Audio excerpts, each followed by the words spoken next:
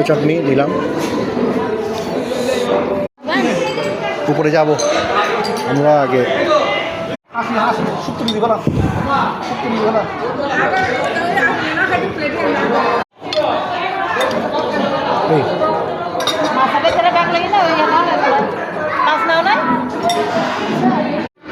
যেগুলো বাঁচবে এগুলো আমরা খেয়ে ফেলবো, ঠিক আছে না গুঞ্জন?